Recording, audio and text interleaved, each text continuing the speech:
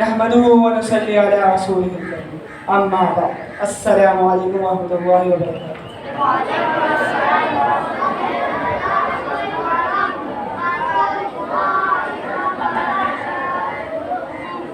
اللہ تعالیٰ نے ہمیں سیدھا راستہ دکھانے کے لیے 1,24,000 انبیاء بھیجے. اور اکثر لوگوں کی یہ صرف ہے کہ وہ غلط چیزوں میں زیادہ تر اٹریکٹ ہو جاتے ہیں, اور اسی ایک غلط راستے کی آج صرف ایک تکبر میں بیان کروں گا. تکبر نہ صرف لوگوں کو حقیر سمجھنا بلکہ حق کو جھٹلانا بھی ہے.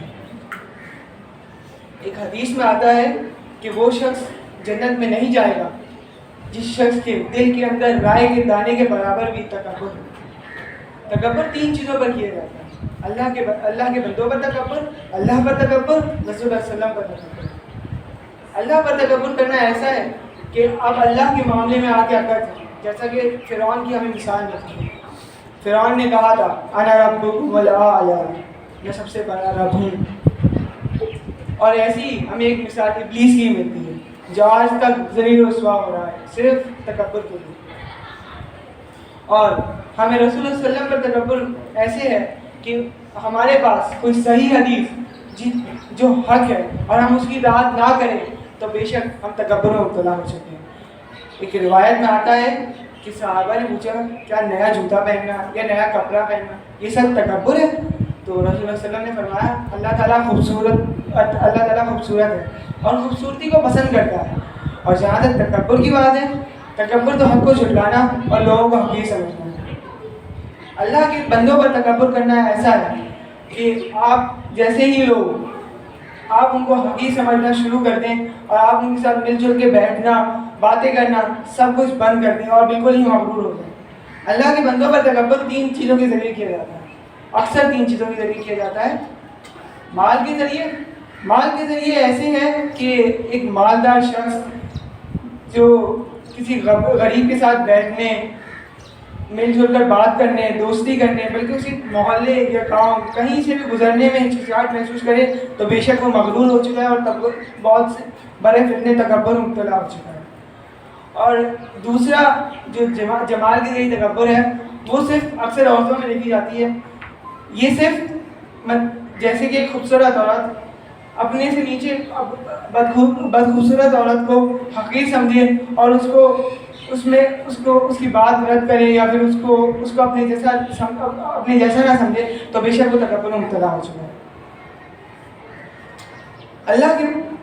اللہ کے بندوں پر تکبر ان کے ذریعے بھی کیا جاتا ہے. اس کی مثال ایسے ہے کہ بعض علماء اپنے سے نیچے والے علماء کی بات جو حق ہے بالکل صحیح ہے اس کو بھی رد کیا کرتے ہیں صرف اس پیج پر کہ وہ ان کے ساتھ بیٹھنے یا بات کرنے, ان سے بات تک کرنے کے لیے لائق نہیں. تکبر کے 3 درجات ہیں. پہلا درجہ تو صرف یہ ہے کہ آپ کے دل میں صرف اس شخص کے لیے بڑائی ہے. دوسرا درجہ تو دل سے بڑھ کر بلکہ آپ کا وہ تکبر, مغرور پن جو ہے وہ اعمال میں بدل جائے, آپ سے بیٹھنا, مل جل کر کام کرنا, سب کچھ بند کرنا. اور تیسرا درجہ جو سب سے خطرناک درجہ ہے اس میں یہ ہے کہ آپ دل و اعمال سے بڑھ کر زبان پہ وہ فخر ظاہر کرنا شروع کریں, اور بے شک یہ بہت خطرناک درجہ ہے.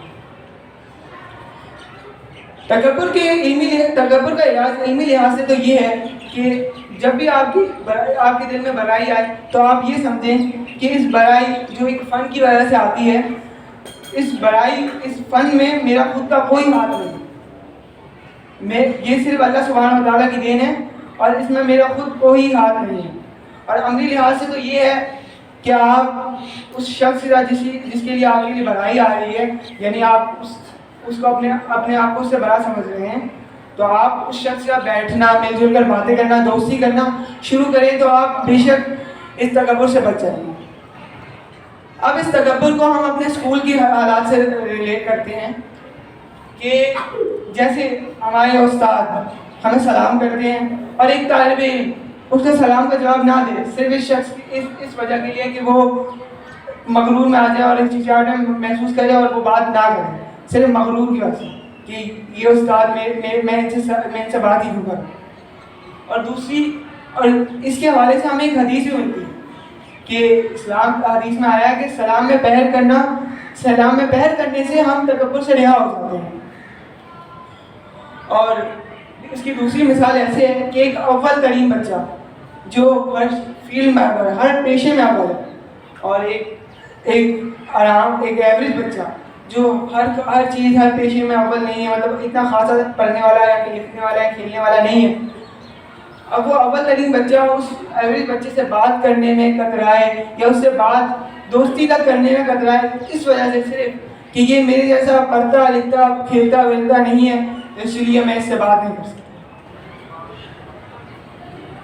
بہرحال ہمیں تکبر سے بچنا چاہیے. جزاک اللہ خیرا.